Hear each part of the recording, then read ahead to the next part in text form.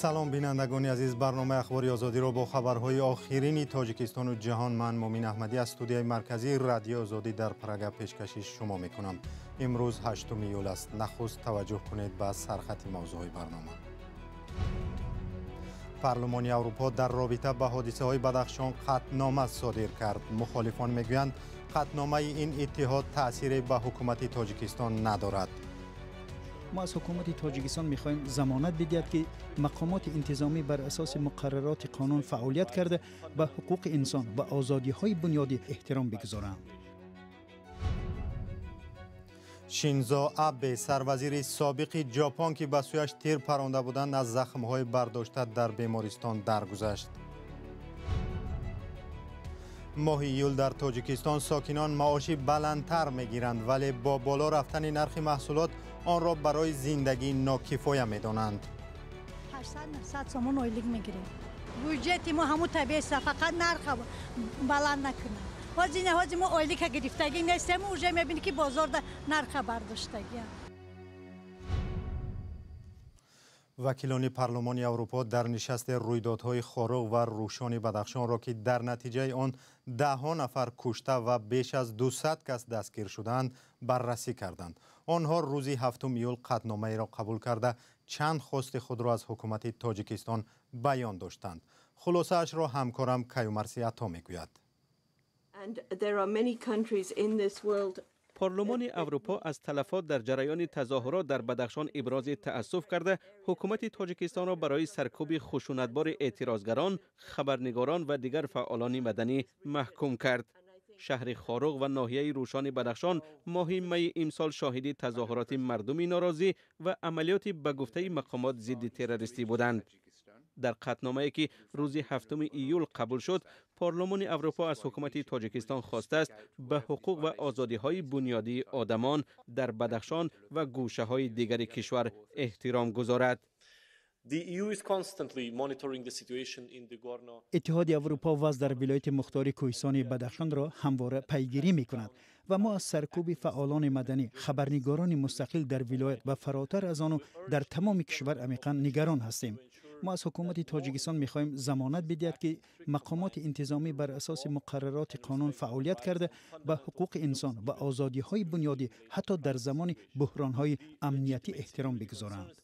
not automatically mean that excessive use of force by security services should be employed. مقامات تاجیکستان هنوز به این قطعنامه واکنش نکردند، اما آنها در گذشته تظاهرات گروهی از مردم را در خارق و روشن غیر قانونی و ساکنان ناراضی را عضوی گروه‌های جنایی نامیده بودند. وکیلان مجلس قانونگذار اتحاد اروپا روز 7 ایول خواستند که مقامات تاجیکستان از استفاده برزیاد نیرو علیه تظاهرگران و تعقیب هدفمندانه زادگان ولایت بدخشان خودداری کنند. آنها همچنین خواهان تحقیق عادلانه و مستقلانه رویدادهای یک سال اخیر در بدخشان شده آزادی چند خبرنگار و فعالان مدنی را نیز خواستند.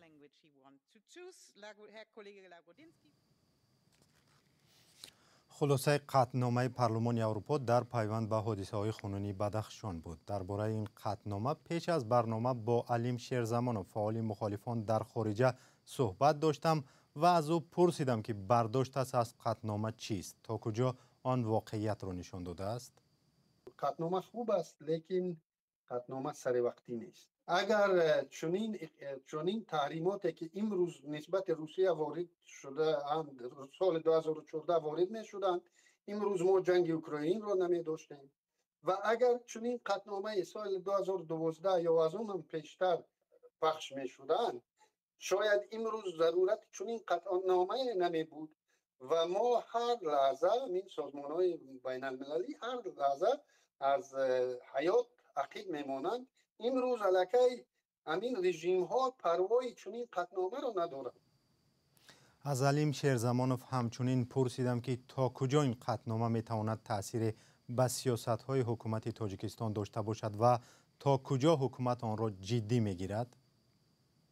خب پارلمان اروپا فشنگ ندارد برای رژیم رحمانوف، بالای رژیم رحمانوف فشنگ ندارد که بگوید که همین را اگر اجرا نکنی قطعنامه های یعنی توصیه‌هایی که سازمان ملل داد در مورد زندانیان سیاسی ناحل موندند، چون فشنگ برای فشار ندارند و نیت فشار هم ندارند. از یک طرف اگر پارلمان اروپا چنین قطعنامه رو خوب پخش کند، از طرف دیگر میگوید که ما نیروگاه آبی برقی روغون را میسازیم. یعنی همین قدر میلیون ها دلار به شما میتیم در مقابل چنین جانبداری مبلغی شما باید حداقل حقوقهای شهروندان را یعنی چیز کنید، رعایت کنید. علیم شیرزمانov فعال سیاسی بود که درباره تاثیر قطعنامه اتحاد اروپا درباره حادثه‌های اخیر در بدخشان صحبت کرد. شینزو آبه نخست وزیر سابق ژاپن بر اثر زخم‌های برداشته‌اش در بیمارستان جان باخته است. با او روز 8 ایول هنگام سخنرانیش در یک معرکه انتخاباتی حمله کردند. مسئولان بیمارستان گفتند آبه خون زیادی را از دست داد و آنها نتوانستند او را نجات دهند. ماموران پلیس یک مرد 41 ساله را به گمان تیرپرانی به آبه دستگیر کردند. تلویزیون ژاپن از قول گمانبر گفته است او از فعالیت‌های آبه ناراضی بود. شینزو آبه از سال 2012 تا 2020 سروزیر ژاپن بود. در تاجیکستان شروع از 1 ایول معاش کارمندان بودجوی 20% بالا رفته. اندازه حد اقل مزد مهنت از 400 سامانه پیشین در حجم 600 سامانه مقرر شد. افزایش معاش ساکنان در حال صورت می‌گیرد که در 6 ماه اخیر ارزش محصولات نیاز اولیه با سرعت بالا رفته. این شب و روز شکایت‌ها از گرانی نرخ‌ها بیشتر صدا می‌دهد. گزارش براد یوسفی و علیشیر ظریفی را می‌بینیم. کارمندان بودجوی در تاجیکستان از افزایش 20% معاش ماهانه‌شان استقبال می‌کنند، اما چندان امید ندارند که این به پیشبرد روزگارشان تأثیر جدی گذارد. دلیل نگرانی آنها بالوروی به سابقه قیمت مال و محصولات در بازارها است. به قول ساکنان، حالا که معاش بالا نرفته است، قیمت اکثر مواد نیازشان بیشتر از 20% بالا رفته است و نگرانند که پس از بالا بردن معاش قیمت‌ها نیز بالاتر می‌رود. ما این فعل شریم، ما این 7 ایروی سمینه چی میگه 7 سمینه روزی کاری داریم و همین 800-900 سومون اویلیگ میگیریم. بودجه ما همون طبیعی است، فقط نرخ بلند نکنه. وزینه ما اویلیگ گرفتگی نیستیم، اوجه میبینی که بازار نرخ برداشتگی. افزایش به ادرارپولی دانشجویان بودجوی نیز ربط میگیرد. هرچند ادرارپولی دانشجویان در تاجیکستان از سطح معاش میانه نیز پایین‌تر است و به خراجات ماهانه‌شان کافی نمیدانند، ولی آنها میگویند از این اقدام دلگرم میشوند. اسپند اگر که 20% اگر که بلند شود برای استودنت به حد برای دانشجویان به حد کار خوب است، برای اینکه هر یک شرایط امروزه در برای راهگیرا یا اینکه برای یک کار علمیشون. با قبل کارشناسان بالا بردن معاش کارمندان بودجوی این یک بخش برنامه رسیدگی به مشکلات اجتماعی ساکنان از سوی حکومت است، ولی به قول آنها این برنامه با بالا بردن معاش تمام نمی شود و آن نمی تواند پورا مسائل اجتماعی مردم را حل کند. حکومت با واسطه فشنگ‌های مالیوی، فشنگ‌های استثمارات بازداشتیان حرکت کردن که نرخ و نوا معتدل باشد، دسترس باشد، لیکن در تمام جهان من امریکا، اروپا و دیگر دولت‌ها همه جا نرخ بالا رفته است. این یک پدیده جهانی شده است و وظیفه ما با این با واسطه فشنگ‌های داخلی تشکیل کردن فضای مشترکی برای استحصال کننده من برای این رشد صنعت. طبق اطلاع آژانسی آمار در تاجیکستان معاش از همه کمترین را کارمندان کشاورزی و خواجگی جنگل میگیرند. بنا به اطلاع این نهاد معاش در این ساحه‌ها حدود 669 سامانی یا $59 است. در همین حال معاش بلندترین از کارمندان مالیه و سقورته بوده است که حدود 4644 سامانی یا حدود $411 را تشکیل می‌دهد.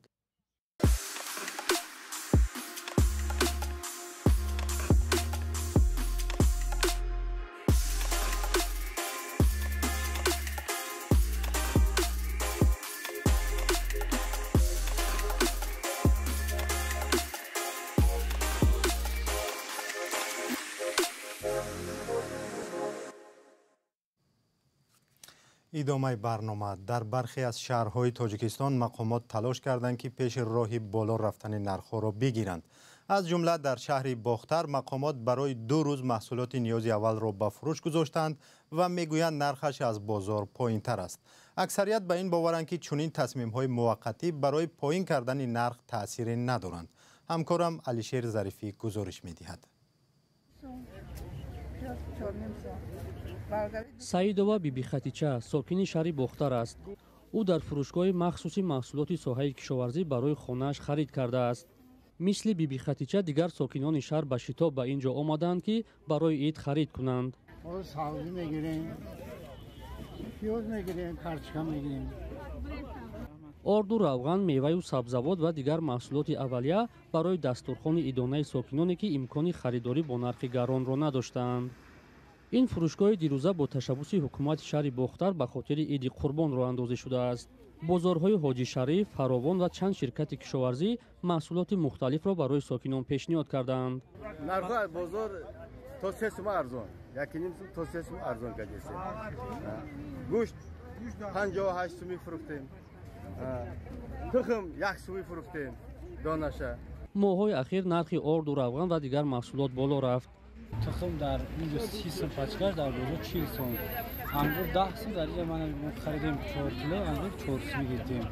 اصلا بازار خیلی ارزان است. ولی ساکنان میگویند در یارمارکه‌های محصولات ساحه کشاورزی که عادتاً برای نمایش گذرانده می‌شود، امکان خریداری محصولات زیاد را ندارند. با گفته آنها این فروشگاه‌ها 1 یا 2 روز بوده محصولاتی که به فروش گذاشته می‌شود خیلی کم است. گزارشی از شهر کولاب. کودکی که با وزن رکوردی در کولاب تولد شده بود 5 ساله می شود و هنگامی به دنیا آمدن 8 کیلو وزن داشت. همکارم محمود جان رحمتزاده گزارش می دهد. وقت 4 سال پیش این کودک در یکی از زایشگاه‌های کولاب به دنیا آمد. گفتند رستم از نو زاده شد، چون او 8 کیلو وزن داشت. نامش را رستم گذاشتند، چون بنابر شاهنامه فردوسی رستم همین گونه به دنیا آمده بود. امروز رستم 4 سالگی را پر کرد و به سن 5 قدم ماند. خانواده‌اش میگوید فعل رستم آنها به رستم شاهنامه مانندی دارد. قد و قامتش هم از همسالانش فرق میکند. اما بیبیش از آن گله کرد که در کلان کردن او سختی ها کشیده اند. برای عذاب بسیار کشیدیم. ما فقط مثال به شیری مثال اوچه شیر نداشت، شیری مغازین مثال چی نمیکرد. با رستم 2 مادر شیر داده است، اما شیری 2 مادر هم به او بسندگی نمیکرده است. برایش شیری گاو و بوز هم میداده اند.